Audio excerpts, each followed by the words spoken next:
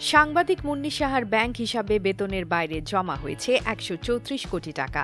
বুধবার ৪ ডিসেম্বর গণমাধ্যম, সামাজিক যোগাযোগ মাধ্যম সহ সবখানেই টক অব দ্য কান্ট্রিতে পরিণত হয়েছে বিষয়টি। চলছে নানা আলোচনা সমালোচনা।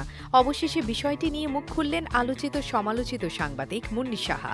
জানালেন এই টাকা কার, তার সঙ্গেই বা এই টাকার সম্পর্ক কি। নিজের ভেরিফাইড ফেসবুক অ্যাকাউন্টে এই বিষয়ে বিশাল একটি স্ট্যাটাস দেন এই সাংবাদিক। মুন্নি সাহা তার স্ট্যাটাসে লেখেন, আজ দেশের অনেকগুলো নিউজ পোর্টাল এবং দৈনিকে আমার অ্যাকাউন্টে কত টাকা আছে তা নিয়ে কিছু মিসলিডিং হেডলাইন দেখে বিস্মিত হয়েছি। অনেকে আমার অ্যাকাউন্টে ১৩৪ কোটি টাকা এমন ফটো কার্ড বানিয়ে ক্লিক নিচ্ছেন। মুন্নি সাহার স্বার্থ সংশ্লিষ্ট অ্যাকাউন্ট বলে, বিভ্রান্তির তথ্য প্রচার করা হচ্ছে যাতে জনমনে ধারণা হচ্ছে এই অ্যাকাউন্টগুলো আমার। কোনো অ্যাকাউন্টের নমিনি হলে সেটি স্বার্থ সংশ্লিষ্ট অ্যাকাউন্ট বলে এক ধরনের ধোঁয়াশা তৈরি করা যায়, কিন্তু সেই অ্যাকাউন্টগুলো যে আমার নয় সেটি কৌশলে এড়িয়েও যাওয়া যায়। প্রথমত, কবির হোসেন তাপস দেশের একজন পুরনো ব্যবসায়ী। বিগত সুদীর্ঘ ২২ বছর ধরে তিনি বিজ্ঞাপন ও ইভেন্ট ম্যানেজমেন্ট সহ বিভিন্ন ব্যবসায় জড়িত। ওয়ান ব্যাংকের যে অ্যাকাউন্টের কথা বলা হয়েছে, আমি সেই অ্যাকাউন্টের একজন নমিনি মাত্র। অ্যাকাউন্টের লেনদেনের সাথে আমার কোনো সংশ্লিষ্টতা নেই। কবির হোসেন তাপসের কোনো ব্যবসায়ী প্রতিষ্ঠানে আমি অংশীদার নই, কোনো অ্যাকাউন্টের গ্যারান্টেরও নই। অ্যাকাউন্ট ওপেন করার সময় পরিবারের কাউকে নমিনি হিসেবে দিতে হয় বলে এই অ্যাকাউন্টে আমার নাম দেয়া আছে মাত্র। আলোচিত অ্যাকাউন্টটি ২০১৭তে খোলা হয়েছে এবং বিগত ৭ বছরে এই অ্যাকাউন্টে ১৩৪ কোটি টাকা লেনদেন হয়েছে। লেনদেনের মানে আমার বন্ধুরা নিশ্চয়ই বোঝেন। এর মানে হচ্ছে প্রতিটি কার্যাদেশের বিপরীতে সব টাকা এখানে জমা হয় এবং সেই টাকা থেকে বিভিন্ন সাপ্লায়ার, ভেন্ডার, সরকারি কর ও ভ্যাট, কর্মচারীদের বেতন ও অন্যান্য অপারেটিং খরচ পরিশোধ করা হয়।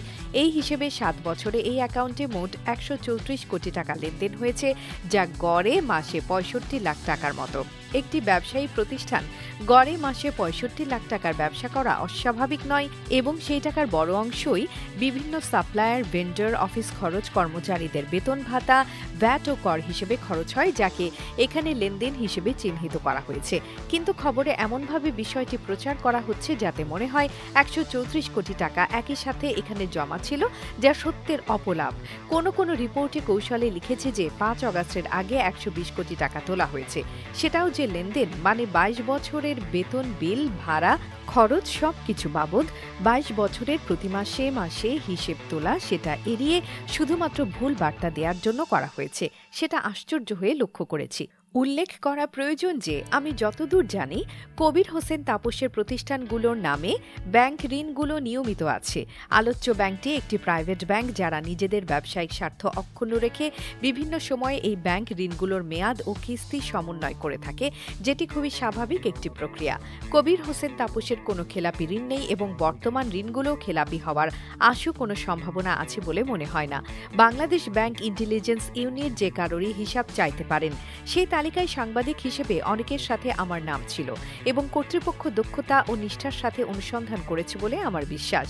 একজন সংবাদকর্মী হিসেবে মনে করি বাংলাদেশের যে কোনো ব্যবসায়ী দীর্ঘ ২২ বছরের ব্যবসায় মোট লেনদেন ১৩৪ কোটি টাকা এবং সঞ্চয় ১৪ কোটি টাকা কোনো গুরুত্ব বহন করে না। দুর্ভাগ্য হচ্ছে শুধুমাত্র আমার নামটি নমিনিতে ব্যবহার করায় একজন ব্যবসায়ী সামাজিক হ্যারাসমেন্টের শিকার হয়েছেন। এখনও তার লেনদেন ব্যাহত হচ্ছে। যদিও আমাকে স্বৈরাচারের দোষর হিসেবে ট্যাগ দিয়ে মামলা দেয়া হয়েছে, গত ১৪-১৫ বছর ধরে সোশ্যাল মিডিয়ায় আমাকে নিয়ে যে অপপ্রচার চালানো হয়েছে তার পুরোটাই যে ভুল, তা অন্তত এ ধরনের ইনভেস্টিগেশনে প্রমাণিত হলো। মুক্তি টিভি নিউজ ডেস্ক। আপনারা দেখছেন আমেরিকা থেকে সম্প্রচারিত মুক্তি টিভি।